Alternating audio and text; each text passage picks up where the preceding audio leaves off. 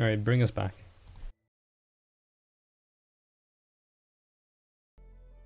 Good afternoon, ladies and gentlemen. We're back. We had a little bit of a technical issue, and what were we talking about again, Karim?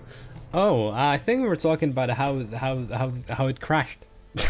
Yeah. No, of course we were talking about that. We were talking about what Pegasus need to do to really power themselves through the early game. And once again, I'm just gonna repeat it in case anyone missed the point, because I'm not quite sure when the stream crashed. Danish Dragon needs to be proactive. Goldlock needs to be something that has more agency in the early game, and Gimmick has to do well. Well, yeah. I guess people doing well tends to help. Okay, right, so I'm kind of losing the track of things. I do like, one thing I mentioned before we actually went live is Gimmick does like Airy. He has played Airy a couple of times, and I do like Airy as a champion, so I wouldn't mind seeing a little bit of Airy in the mid lane from Pegasus. You're like really putting the emphasis on the fact that it's pronounced Airy when Oh, it's Ari. yes, Okay, it's R okay. It's okay. Well, No. how is... Let's just spend this entire stream debating with this Airy or Ari. Literally everyone Nasus, pronounces it Nasus. Ari. No, okay. Let's screw it. Let's I just move think into the we back. have to have a poll in the Twitch chat, Airy or Ari. No, we do. We don't. You can have more than one way of spelling a word that's pronounced in the same way. Okay, it depends on the accent. Okay, let's just end that discussion with that. Okay, right. Lucian has... Right, so we're in pick and bans, and Lucian, got Morgana and Sejuani have all been banned out. So just right now, both teams are just running the same bans. I am expecting Tryndamere to just be banned, at least right now, from the side of Pegasus, because if it doesn't happen, well, that will leave a really strong top laner open. Okay, I'm guessing that it's going to be a pick once again from Miller. You know, if it ain't broke, don't fix it. And right now, ooh. Kled. And I also like this Malzahar ban. They're banning the Malzahar away from Gimmick. And I feel like Malzahar is one of those champions that you can just play safe on, as Aatrox is locked in. Okay, I'm liking these picks. Yeah, so far Pegasus are already innovating. If they decide to lock that Olaf in, they're already getting... What is this? They're already getting a much stronger early game composition. Olaf has such a good clear in the early game now. Aatrox, he can be flexed either to mid or top lane. Depends on... We saw an Echo getting flashed, but Cassiopeia is being shown. Now Cassiopeia can be played in either mid lane or as an ADC. Ooh. But it's back to Echo, and Cassiopeia locked in straight after.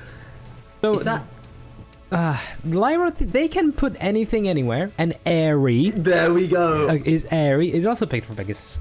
Now, are we going to spend this entire game with you saying Airy and I'm saying Ari? Yes. Yeah, okay, let's swap go. Okay, no, probably not.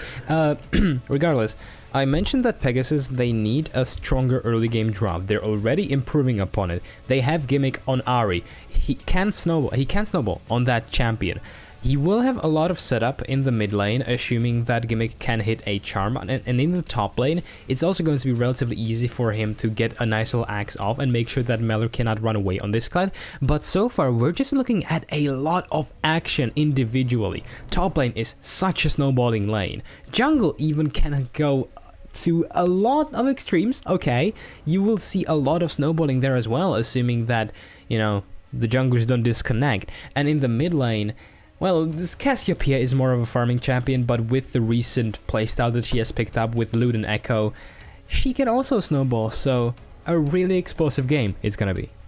And okay, Tryndamere and Kennen have been banned as well. Now, we know that it's not in the same order as pick and ban phase, so probably the Tryndamere was one of the first bans for Pegasus, which makes sense. And then yeah, that will actually affect the draft quite a bit. Yeah, you'd be right. I was wondering why you'd see a Kled get picked in and then ban away a Kennen and a Tryndamere. But Kyla this time is it Kyla or is it... I say Killer, but it's okay. Killer. You know, I like Killer. Killer taking the Leona, which is what we expected in game 1, and now this time Grathwall has the Thresh. But going for the exhaust at the minute, so unless we see that switched around. But I do like this. I feel like this is a bit of disrespect from the side of Lyra. They're saying, right, we're going to take the Civ and we're going to show you how to play a Civ. Oh, yeah. They're playing the same bot lane that Pegasus played last time around. However, they're going to have a bit of an easier time, I'm going to say, as Kai'Sa isn't the biggest lane bully. She is going to be outranged by Sivir. She isn't going to be able to punish her going for those creeps. And Sivir is just going to have a relatively easy time. However, what I'm looking at is, once again, Danish Dragon. He will have so much setup in that bot lane with Killa. If Killa hits a single Zenith Blade or post level 6 that Solar Flare, the bot lane of Lyra is dead, presuming that they don't have a flash. So once again, I feel like Danish Dragon has to really just babysit one lane, pick one and just sit on it, make sure that that lane gets ahead, and he can go to every single one, everywhere he has set up, everywhere he has damage. Yeah, and Cassiopeia, so Kilcore has gone for the Ignite, Kilcore playing this game, not magic. But Gimmick showing a lot of respect to the Cassiopeia ult, taking that cleanse. Both top laners with the TP, and the only other difference is the supports. The Killer going for that Ignite, while Grathwall taking the exhaust. Yeah, so meaning that Vlodberg, he'll just want to stay alive in the laning phase. Once again, Sivir isn't the biggest lane bully either. She just wants to push out every single wave, you know, just get those creeps up, 500 CS win condition meme, stuff like that. So we're going to see a lot of action more happening on the other sides of the map. You mentioned that Ahri has decided to pick up that exhaust, and was Cleanse. Cleanse, yes. Was it actually Gimmick? Because, okay, I'm going to have to check that. Wait, no, okay, that was another player. So, there was one Ahri game where, I believe it was Hivian who was playing it, and he decided to pick up Cleanse instead of the Ignite, and every single time he went for a kill, the other opponent survived with 10 HP. You know, so hopefully we're not going to see a rinse and repeat from that. However, it will make sure that Ahri can survive in this lane, especially after level 6, where Kreiner will just have such an easy time ganking mid lane, just because there will be so much setup from Kilcore. And I am really interested to see this mid lane, because I feel like it's such a skill matchup in the mid lane. I am also really interested with these two jungle picks. The Olaf, we do know Danish Dragon has played that once before, but Echo, so Echo obviously a champion that can be flex picked between jungle and mid, and it does appear that it will be going in the jungle because he has taken the smite. But it's not one of the most conventional junglers. So I don't know, what do you think Echo needs to do to be able to get off gank successfully, etc, etc? So see, I'm a bit of a connoisseur myself, and I have played Echo in the jungle quite a few times. Now, what I noticed is that his early clear is actually pretty good after he gets the level 3, because from that point on he has some damage. You will generally see him going his W first, just so that he has the extra CC on the big buff, so that he doesn't get too much damage, as he doesn't have inherently too much sustain in his kit. Then he will go for the Q, and he will just proc it off on the Wraiths, as they will be starting on the blue side. And then he just roams over to the top side of the map, where he can work together with Meller and set up a kill on Voman. As Aatrox, he does have a really strong early game, but don't underestimate Clut. He also has a lot of damage, and he has more setup than Aatrox in this regard, or relatively it's easier to hit. So expect Meller to be sniffing around this top lane, trying to get either himself or Kled ahead, because it's a win-win scenario. You get a kill on Kled, you're gonna snowball. You get a kill on Echo, you're gonna snowball as well. And of course, get a kill on Cassiopeia as well, you're probably gonna snowball. Yes, of course. But the same can be said then for Pegasus as well, with an airy Ahri, whatever you want to call it, with the Olaf, Kai'Sa as well. Again, you have to respect the Kai'Sa, lore taking the Kai'Sa, and how it can scale into that late game. So the lineup of Pegasus, well, both teams have late game guarantees. Neither of these teams has decided to go for just pure out early aggression. Lyra are going to have the better shot at winning late game teamfights, just because they will have this Cassiopeia. And so I am expecting that Pegasus they have to be really on the offensive this time around. They have to make sure that they can shut Cassiopeia down. If she gets a few kills early on, as soon as she gets Ludon's Echo, the game becomes much harder for Pegasus, just because the sustained damage becomes that much bigger. Sure, she did get a nerf to her miasma, however that will not affect her too much, as she will be still a really big threat both to the backline and the front line. So if we don't see any proactivity from Pegasus by like the 10th minute mark, they're already going to be losing.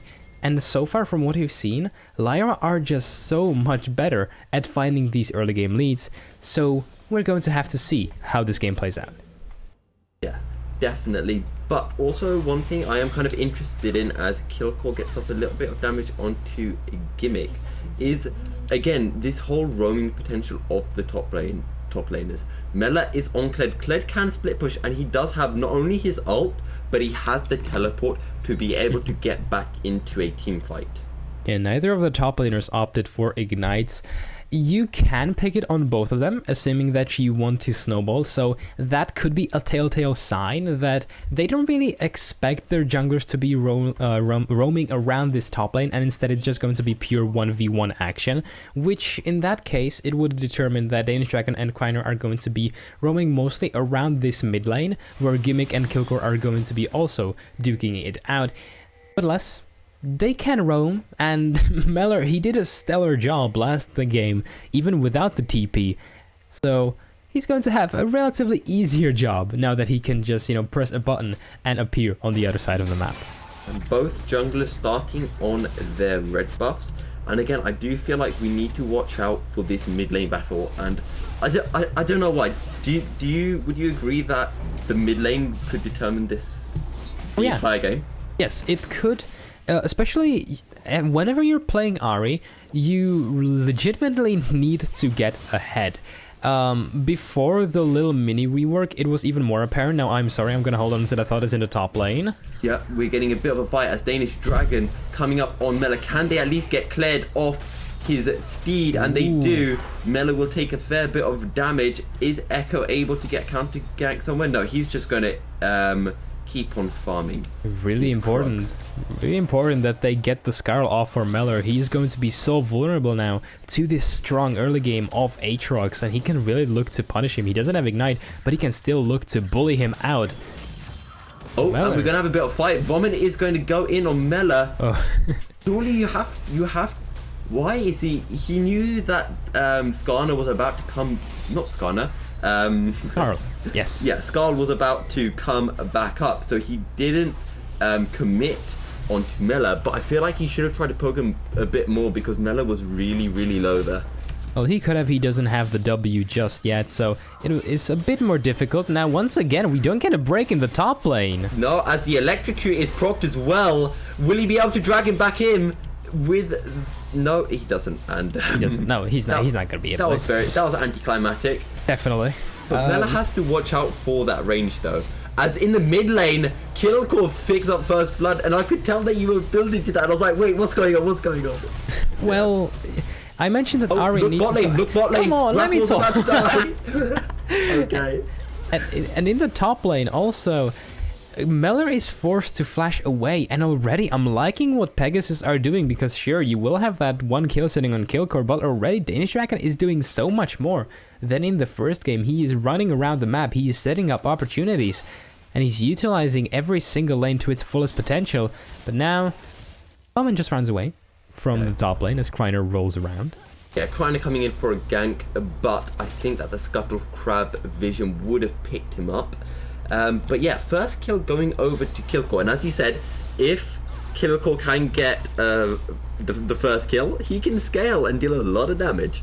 He can. He needs to be shut down, which he isn't at this point, being he hasn't finished the Lost Chapter on his first back at 4 minutes, which is understandable, because that would have been really terrifying for Gimmick to play against. He's going to be able to pick up every single creep of these unless he misses them. And now Gimmick, he's at a gimmicky situation, I have to say. He just needs to wait for that level 6 where he can start to do something now in the bot lane. We're getting a gank in the bot lane as Kylo will pick off the Zenith Blade, he will be able to stun Grathwall. But there comes a Dark Passage, and it is a great Dark Passage. Will they be able to get enough damage onto Killer? No, I don't think so. But it was a really interesting standoff actually between both supports who were standing in that lane brush. As here comes the Danish Dragon. He's getting up the damage, and Law will pick up a double kill. The Zenith Blade lands on Lodberg, but they will not be able to commit on that. And I really like this because Pegasus are playing to their win condition, which is Law. If he can get ahead on that Kai'Sa, he will scale really nicely. Especially if he is allowed to get these few early kills in the early game. He's going to have that power spike happening earlier, and when playing against the Sivir, it's just going to determine that the pace of the game is going to be that much quicker, as the innate power spike of Sivir comes around actually 4 items, and of Kai'Sa, it's just around 2 or 3. Oh, top lane, Vomit has got rid of Skarl, but he's not going back in. Why is he playing so terrified of... I don't understand this. Honestly, to me, it feels like he could just so easily pick up a kill. But every time he can get a kill, he just leaves. Well, to be fair, Meller does have that Skarl up at least right now. He just needs one more auto attack or that nice little shotgun. Oh, that's a great death sentence from Grathwall. And they will pick up the kill. The shutdown will go over to Lodberg. Really nice. I think did he get a flash play as Meller picks up the kill in the top lane? We just missed that. And Grathwall, it has been putting work as this Thresh in the bot lane, setting up so many of these fights. And whenever Leona just decides to jump on either him or Lodberg, he decides to, you know, turn the favors around and get instead a fight for their side. Now Meller just decides to run away from this Viking. In the meantime, of course, Meller did get a kill on himself. And you're always asking why Danish Dragon is playing so scared. From what I've seen at Meller, don't play with my heart like that. Okay, from what I've seen, at least from his positioning and how he treats his Qs, he isn't really particularly comfortable on this champion. Whenever you look at that Q, it's a bit erratic, I'm going to say. Like, it doesn't really feel fluent the way he plays, and so he may be feeling a little bit scared, especially after that last game where he got completely demolished by Meller on that Tryndamere. Yeah, and like again with the bot lane, Kai'Sa has 2 kills. She didn't just get shut down as Grathwall almost lands the death sentence onto Killer, but here comes Echo. Will he possibly get the stun off? Yes, he does. He manages to stun, and the Zenith Blade will just land a bit too late. The Flame will land onto Law, and there's another death sentence. Grathwall, you are insane right now. He's putting down so many good death sentences now in the top lane. Meller is again going to almost fall to Vomit, but alas, Grathwall has been playing this so well, and he is a player that we have hyped up a bit in the pre-show, that he is one of the most important players for Pegasus, and he's just allowing this win condition to come true. And and Meller, in top lane, Danish Dragon will pick up the kill. Omen is tanking, but he has the ultimate and he will resurrect. Yeah, so he's just being sent to Valhalla at this point by a Danish Dragon. An early kill. However, so much proactivity happening all over the map. Both Kreiner and Danish Dragon are just being super active right now, really utilizing every single bit of engage that they can get on every single lane. And I really like this. I really love explosive games, but let's dial back a bit. Look at the scoreboard.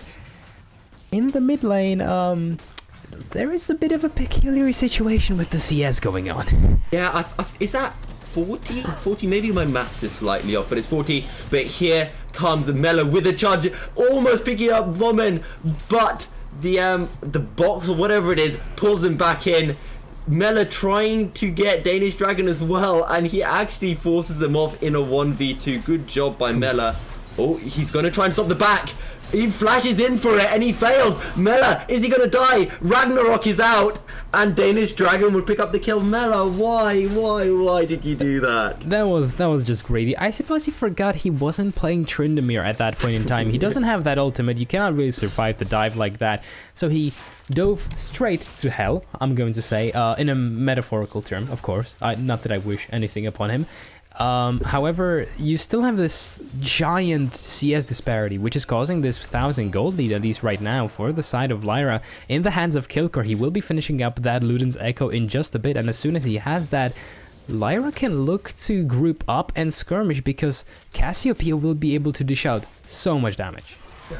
Again, you do have to respect the Kai'Sa, but look at the farm in the top lane. None of them have been farming. They've just been skirmishing this entire game. That's lovely. That's just lovely. Seeing 40 CS on both the top laners at 10 minutes.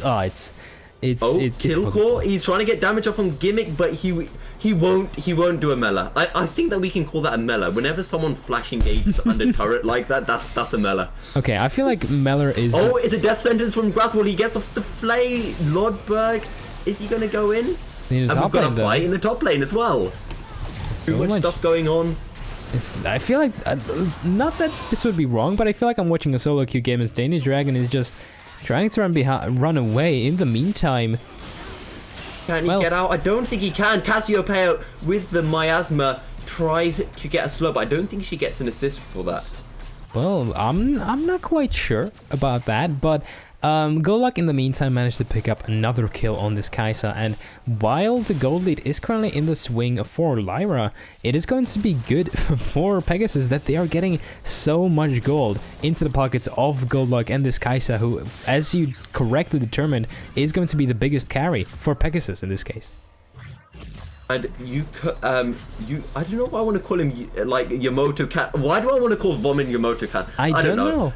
But yeah, Vomit forced to use the ultimate there, as I think Mela was lining up another turret dive. But yeah, a lot of damage coming. He is lining up another turret dive. He's going. No, he's running out. He's running out. Isn't that what what's his name? Sven Skaren did? Oh yeah, okay, he just pulled a Sven Skaren. Yeah, okay, let's just call it that instead. A Mela. Oh, I thought he was going for it again. Mela, you are riding on my... Yeah, that's... I don't know how I was going to finish that sentence, but yeah. It's okay. You're playing with my heartstrings. There you go. I think that's what I meant to say. Yeah, he's just so aggressive right now in the top lane. In the meantime, in the mid lane though, Kilgore is just extending his CS lead. He's just able to zone Gimmick out so effectively. There is nothing that he can do because the range is so different on both of these champions, and he's going to be really scary. Danish Dragon coming in the bot. No, there's a ward there which will peek out the Olaf who's coming in. But one thing, are they going to look to collapse on Danish Dragon? Can Grathwall get off that death sentence? Ooh.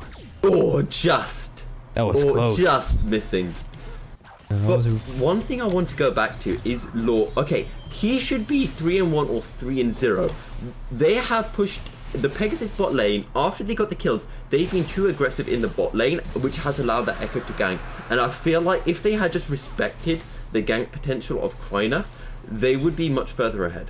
Yeah, they are just overextending, giving a couple of kills away. The Danish Dragon has been pretty much babysitting in the bot lane.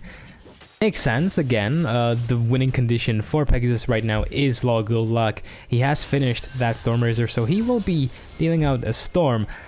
But what I'm looking at is, can Lyra actually shut him down? They do have a Fed Echo. They do have a lockdown Olaf, though. Oh, Grathwall gets the death sentence off. They try to focus onto Lodberg, but the fight's not happening there. The fight's happening on Killer. And the Ragnarok comes out. Danish Dragon will fall regardless. And there is the ultimate from Law. But can Krina get the kill back? Yes, he can. And I think is that a 1? No, it's a 3-for-1 for the side of Lyra. So Lyra win that fight massively. And it was such a nice rotation from Mela as well. He just ran over from mid lane, as well with the usage of his teleport. Now Gimmick, he does have the ultimate up. Decides to use it, and he just decides to bravely retreat to a safe position. Now, once again, Mela has just been such a critical player for Lyra in all of those games thus far. He's just so good at roaming around the map, finding these little picks. Just put him on an engage heavy champion or on a split pusher, and he will give you what you want in that team composition. And I feel like he deserves a really huge mention. Yeah. But because of that, Pegasus were able to get the first turret top lane. So it's not all doom and gloom for Pegasus. At least they are contesting this game. It's 9 kills to 6, and there's only about 1,000 gold difference at the minute. Oh yeah, I have to agree with you there. It's definitely not all sunshine and roses for Lyra, mostly because of this bot lane. That Logolog is still sitting at a 20 CS lead. He has those 4 kills. He is going to be looking to finish that Rage Blade, not precisely soon, but he is going to have a quicker timing than per usual. Now in the Rift Herald pit though, we're going to be getting a fight. Oh, that's an oof. Killcore will get there first. The Miasma will come through and Killcore will pick up the kill, but Vomit almost gets Kreiner. Oh, no. But Kreiner has the chrono break, and Killcore will pick up the kill with the Flash. The Flash Twin Fang was enough, as Vomit will also die. And that is simply heartbreaking. You know, when you have an Ahri this far behind and she tries to do something, she always acts more as a mage rather than an assassin, because she just has to stand a bit far away from the fight and just throw her Qs. And when she doesn't even deal any damage with them, it's a bit sad. Now, Wrath will hit a nice Wrath gets a death sentence. Yeah. He won't fly over because Kyler does have the Eclipse available to him. But one thing I would like to mention, that fight we saw on the bot lane, I feel like Killer played that badly, because he went for the solo flare onto, it was either Lodberg or Grathwall to pick up a kill. He should have stayed with Law and tried to at least peel for him, because that's where everyone was. There's no point trying to pick up a little kill when you've got your ADC who is your win condition. Well, to be fair, you did have this giant lizard running at you with a little squirrel on his back, which was Cloud, of course. So it was a really nice flank from Meller.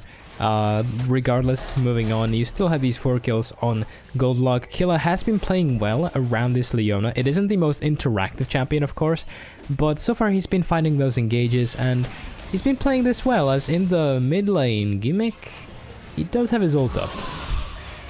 Does Killcore doesn't have the flash available anymore. The bot lane though. And there's a solar eclipse. Lodberg trying to dish off the damage, but he will be tanking the turret. We'll have to switch it around. The shield is up for Killer, but the kill will go over to Kled. Now Gimmick, can he possibly get something in return? He does have the Q up, and he will get a kill and some shutdown gold. So at least something going over. He does pick up 600 gold bounty for that. That was a bit greedy from Meller. He could have just decided to wait for his lovely Lodberg and Kreiner, of course. They could have picked up the kill cleanly, but in the end it's going into his pockets. He has 7 kills now, 77 creeps at 17 minutes, which definitely isn't ideal, but alas, he has replaced that with kills. The dragon will be spawning in just a bit. Shelly won't likely get another charge off on that tier 1 turret. Oh, sorry, not at the inhibitor turret in the bot lane, so that's a bit unfortunate. And right now, well, Lyra are just snowballing the game out of proportions, and Goldlock won't be online for another few minutes at around 25. I'm going to say that he's going to be coming online, and Lyra can just look to bully Pegasus until then. Yeah, and we're going to see a little bit of a skirmish for the Drake possibly, and Lyra will have to back out of that. Can they possibly contest?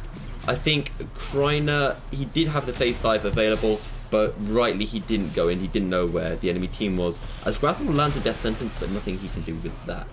And in the meantime, in the bot side jungle, there are some shenanigans, some few ultimates being thrown around.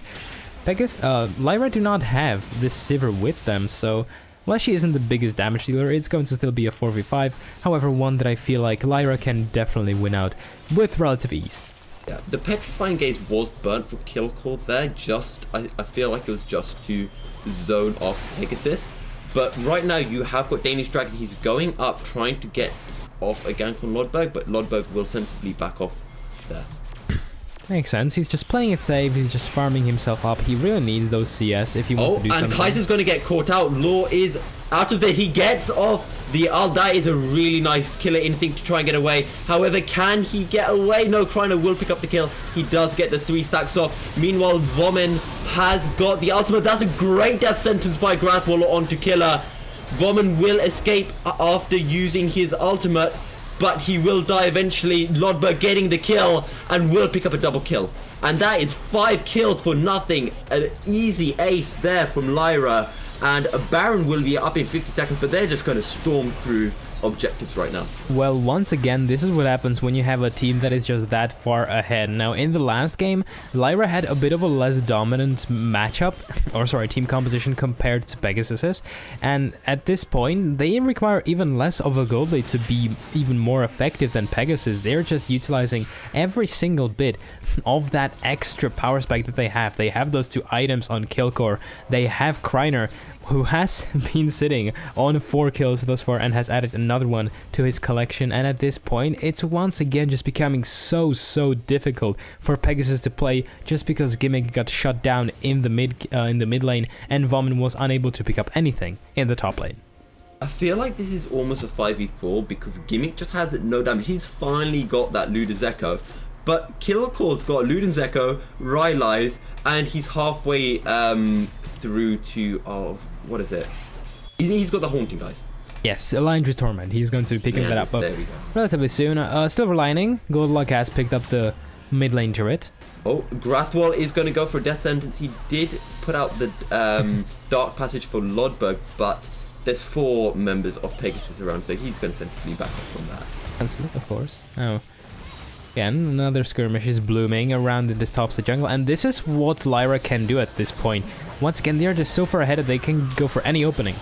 Oh, here comes the charge. He will find Killer and a Danish Dragon. Killer will fall, but meanwhile, what can Mela do? He does get charmed by the Aerie, and Lyra are just burning through this team. They've got 2 kills. That's the 3rd kill going over. Law is about to fall, and Aerie is really low. She's forced to ult over the wall to get to safety. That is 4 kills for nothing, as Lyra will head over to take the Baron. And Goldluck, he just slowly died. He just not even burned away. He just choked on Killcore's poison, and at this point the Baron is open. There isn't precisely much that Pegasus can do. Gimmick has decided to back. He will just look to clear out at least some of these waves. Well, everything is going well for Lyra. Once again, a really dominant showing from them, despite the few mistakes that they have made in the bot lane. It was a slightly slow start to the game from Lyra.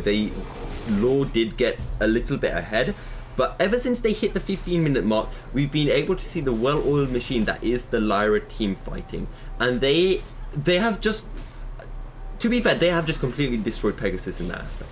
Yeah, once again, this is where their history comes through. All of these players, they know how to team fight, and Meller, he used to be playing for Lynx, I believe. And again, he is the main split pusher, but he has shown us that he is also good at team fighting. He has initiated a lot of these fights just because of the charge with, wait, let me count it, 2, 4, 6, 7, 8 ace in that single word. So he's been a really crucial point for Lyra, and at this point, every single member is stepping up. Grathwall has stepped up in the first game. Lodberg, not so much, but again, he's playing these hyper carries. Killcore has just so much damage, it's insane. Kreiner has played super well. But look in the mid lane, Killcore gets off the Solar Flare, and Cassiopeia will be shut down. That is a lot of gold going over. Gimmick going for the ult. There is a chrono break from Kreiner just to be able to escape, but Killer with a great Zenith Blade and Aerie will get the shutdown gold. Again, 2 shutdown golds going over for Aerie. Possibly, could we see Pegasus slowly start to turn this from that? Well, maybe we could, but, well, Kreiner bought them so much time. They're just going to be able to push maybe even the inhibitor turret. No, they won't. And we could be seeing now Pegasus starting to turn this game a bit around. Kaisa has hit that second item, which is the Rage Blade, of course. Gimmick has picked up 2 kills, and that giant bounty that was sitting on Killcore's head, that will be a lot of gold influxing into his pockets, and maybe he will be able to pick up a few items when he was unable to snowball from the laning phase. Maybe he will be able to have a bit more of an impact as he decides to go for Hextech look in the top. Mela does get the Gimmick gets the charm off onto Mela, but Killer was looking to follow, but he didn't. I feel that could have been a kill onto Mela if they just communicated a little bit better. Could have been. Well, Miller hadn't been spotted out by a word before then. I want to talk about a bit about the Hextech protocol because it doesn't quite appeal to me. I'm not quite sure why Gimmick decided to opt for the Hextech Protobot, because, well, he doesn't precisely need too much tankiness on Ari. He's just going to be a wet tissue paper anyway, and he will really... Kreiner going in on the bot lane. Kreiner, Gimmick is forced to ult. The Zenith Blade will land. Law is really low. Lordberg will pick up a kill. How much damage can Law do in the back line?